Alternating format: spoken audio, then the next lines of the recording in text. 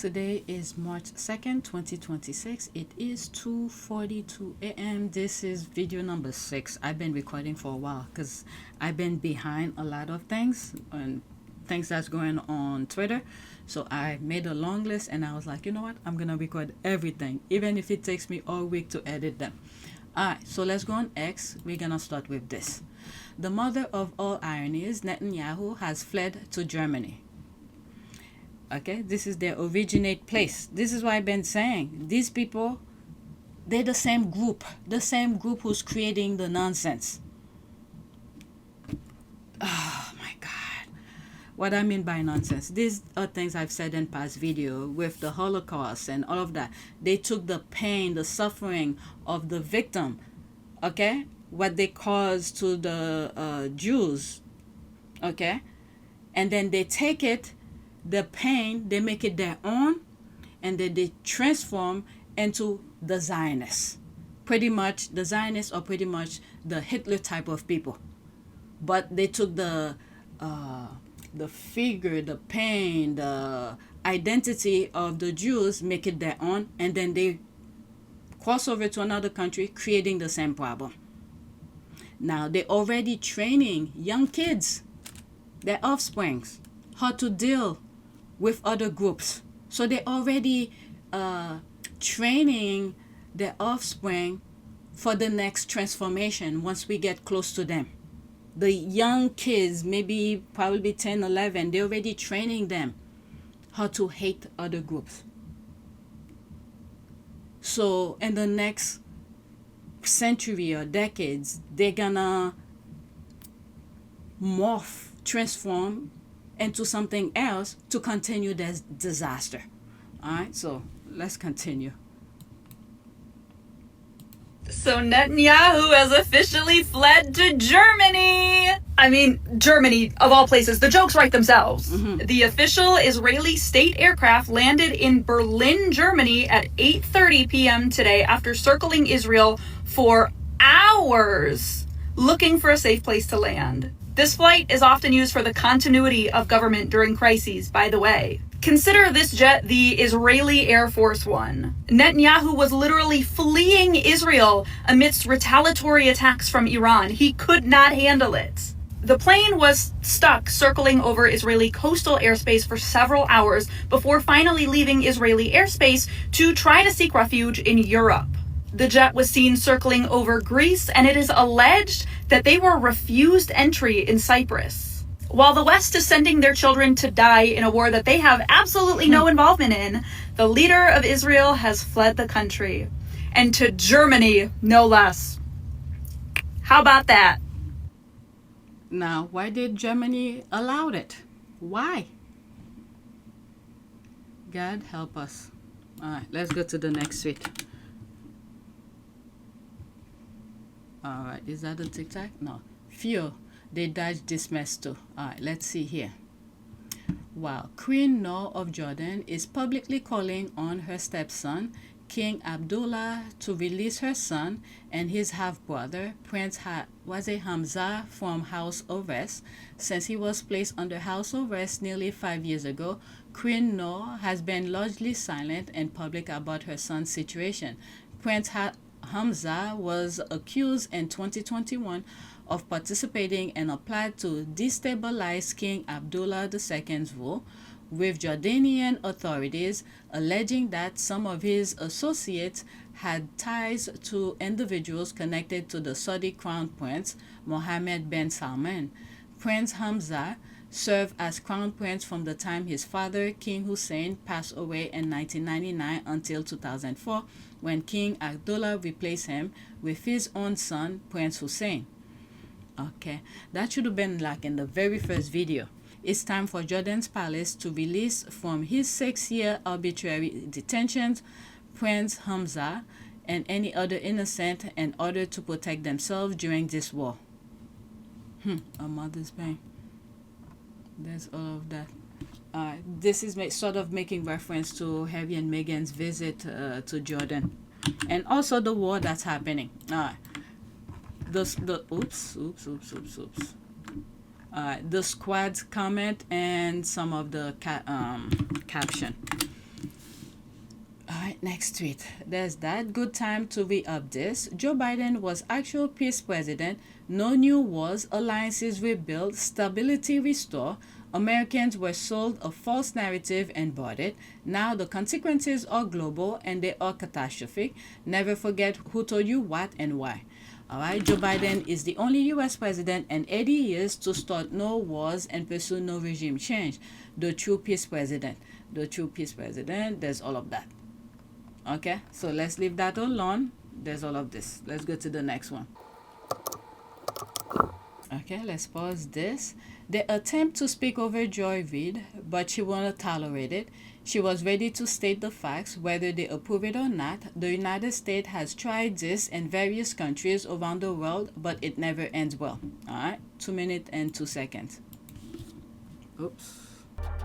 I am thrilled that the United States is trying to police the proliferation of nuclear weapons. Imagine what the world would look like if it was otherwise. And I think that to say our moral voice would still be the only country that has ever bombed another country with nuclear weapons. And let me ask you one question. Why did the Iran hostage crisis take place? So certainly, I'm asking you why. Fundamentalist radicals took over the government who hate the West. Why did they take over the government? Why? Because they're religious jihadis who want to eliminate Western society. They hate our way of life. They hate our way of life. Or they overthrew the Shah of Iran, whom we imposed on Iran because the Dulles brothers, one at the CIA and one at the State Department, decided that the oil beneath the soil of Iran belonged to BP and belonged to us. And when Mossadegh, who was the leader of Iran, the democratically elected leader of Iran, said that we would like to audit BP because we want to know if you are cheating us or paying the people of Iran based on the oil under their soil.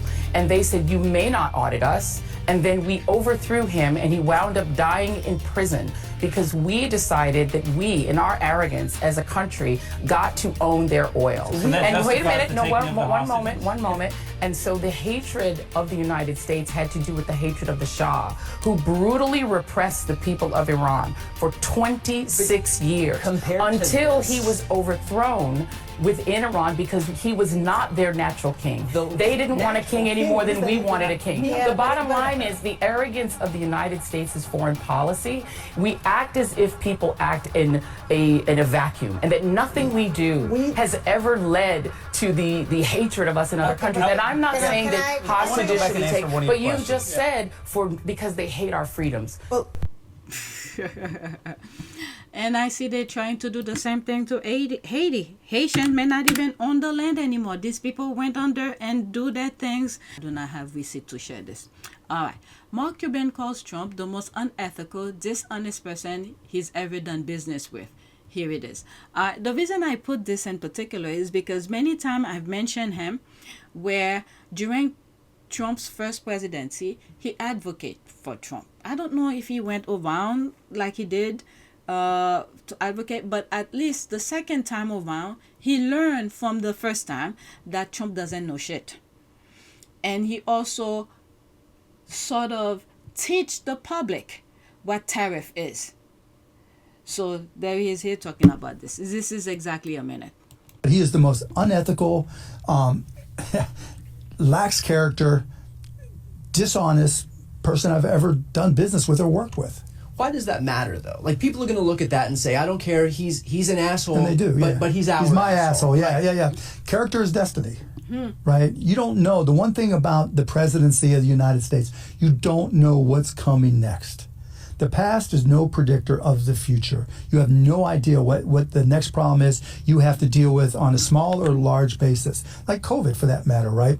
And you want somebody who has character, because that has empathy, that has a willingness to learn and understand. And you want somebody that is ethical when it comes to making difficult decisions. I can't even imagine why people consider Donald Trump because of his lack of character and ethics. Because when that tough time comes to make a decision, he's only going to listen to himself, and we've seen how that works out. Okay. He said that a while ago. I had this sometime last year in one of my videos, and what Trump just did to Iran just prove Mark Cuban right. All right, so let's leave that alone. All right, next tweet. I'm almost done. I have 3 more tweets. And I think they pretty much not about the war here. France once built its wealth by exploiting Africa, which it still does, but today it is losing its grip. All right, let's listen to that. And the thing that's happening in Iran, believe me, all Europeans are sitting back waiting when it's time for them to go after what they want, because they all have a special interest on certain things. A former French president once said, without Africa, France would become a third world country. For years, people laughed at that statement. It sounded exaggerated, even dramatic.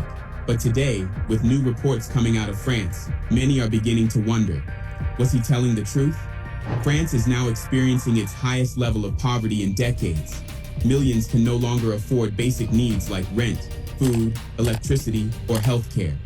Homelessness is rising. Young people can't find stable jobs. Pensioners are skipping meals.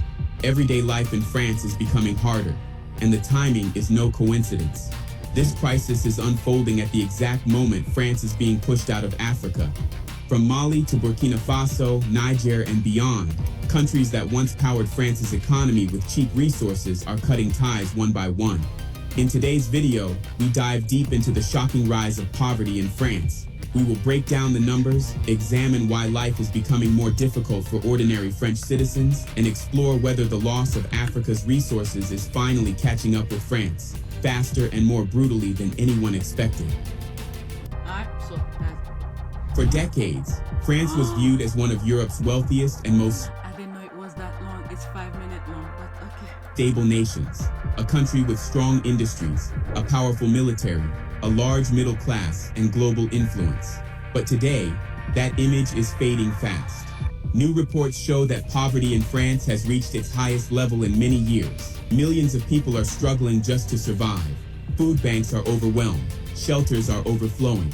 Even people who work full-time are finding it almost impossible to pay rent, buy food, and cover basic bills. In several French cities, homelessness is rising sharply.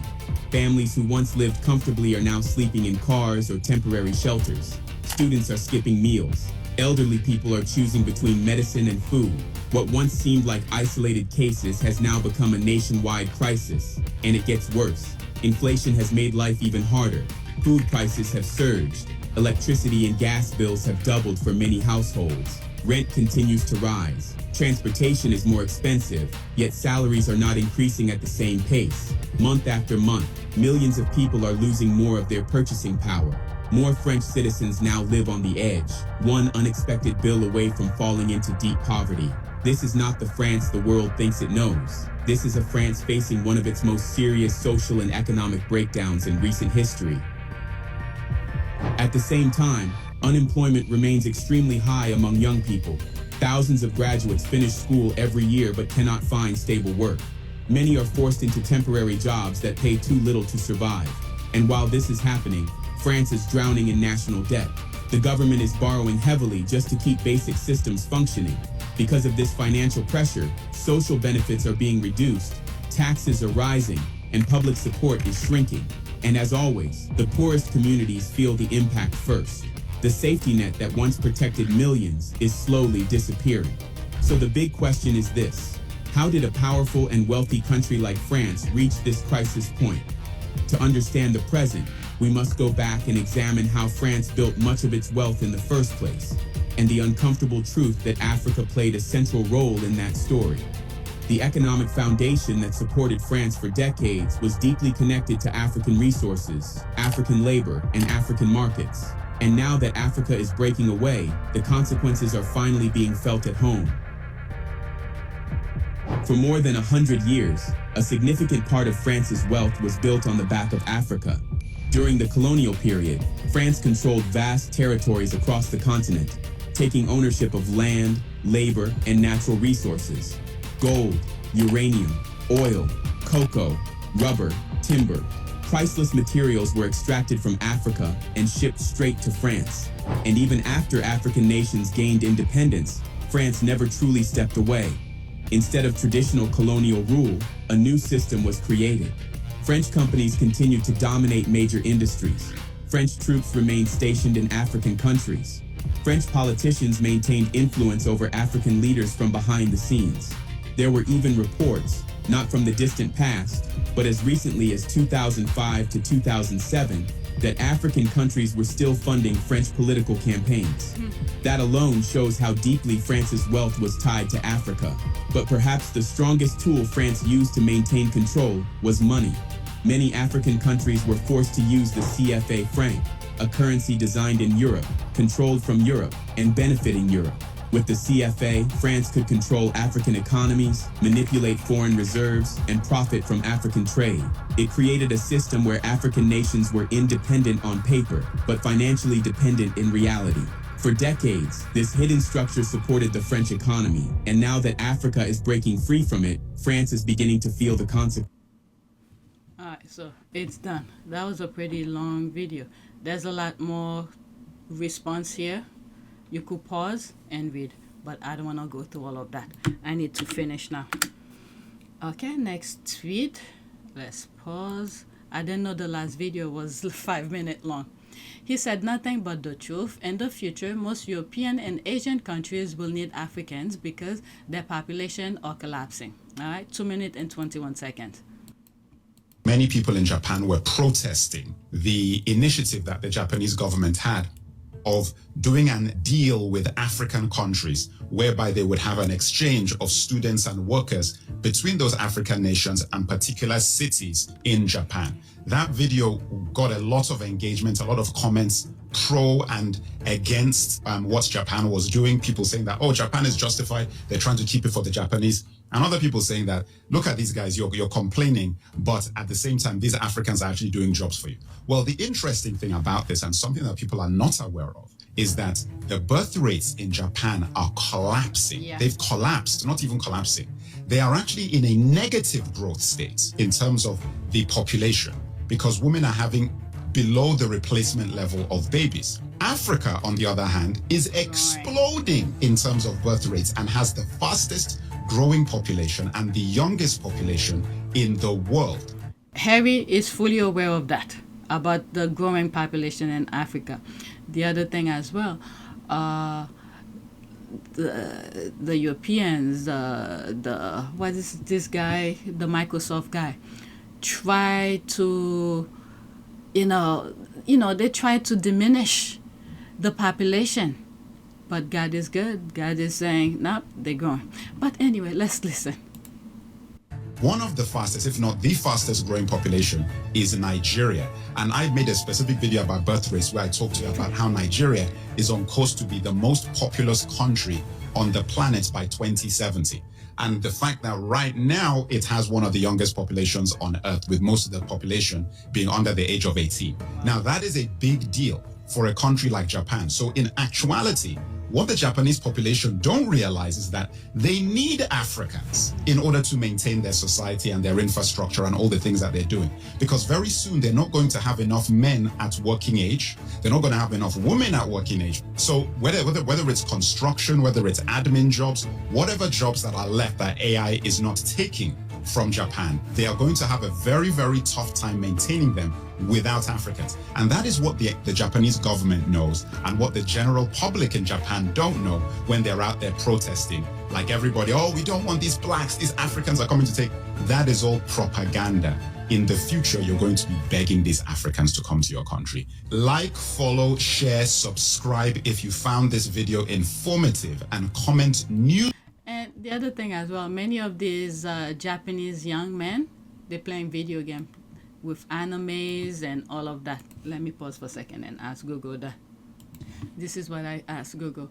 A lot of young Japanese in Japan spend their time playing video games. The answer is yes. A significant number of young Japanese people spend considerable time playing video games. Around 80% of Japanese Gen Z, age 15 to 24, play video games, averaging about 100 minutes daily. Consoles are popular 72%, followed closely by mobile gaming, with youth gamers playing roughly 6.5 to 8 hours per week. All right, so this is where their time is spending instead of socializing, meeting other girls, and procreating. Nope, their time is doing video game. This is my last one and I'm done.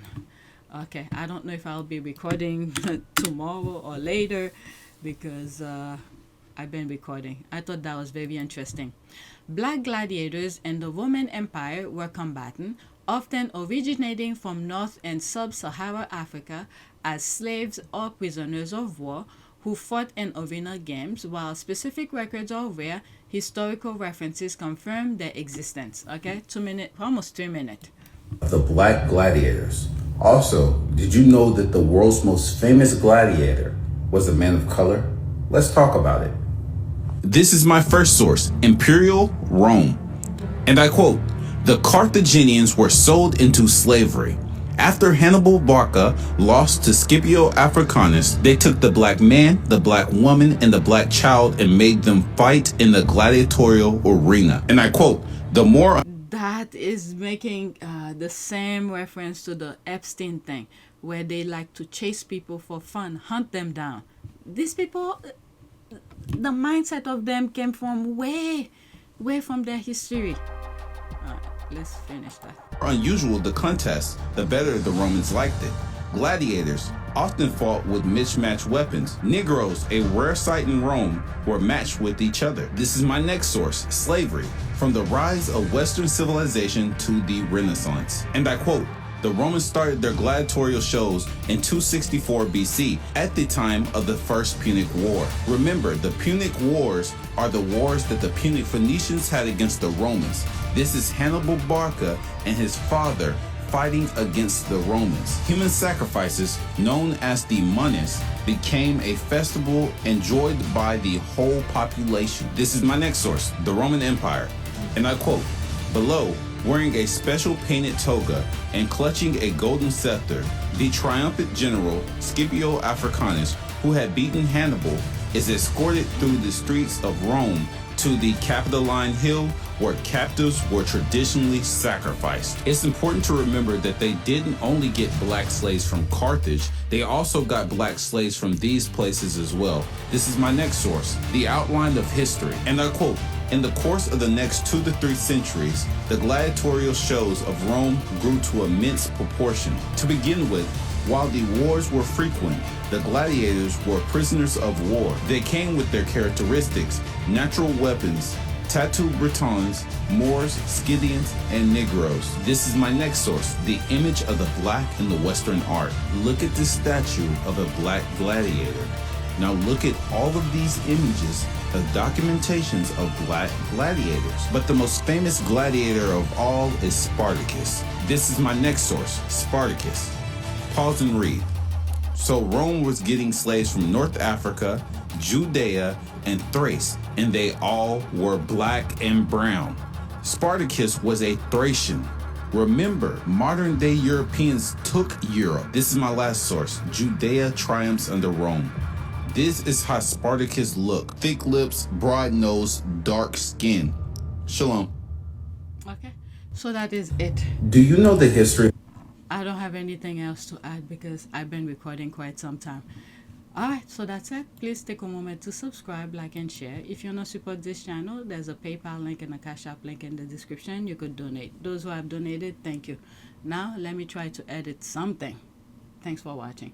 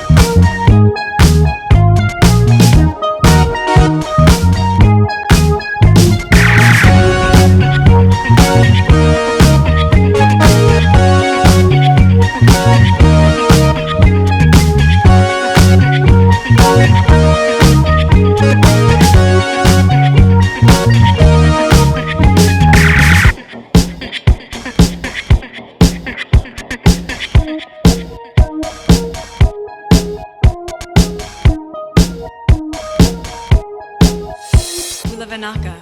It is a great privilege to be with all of you today.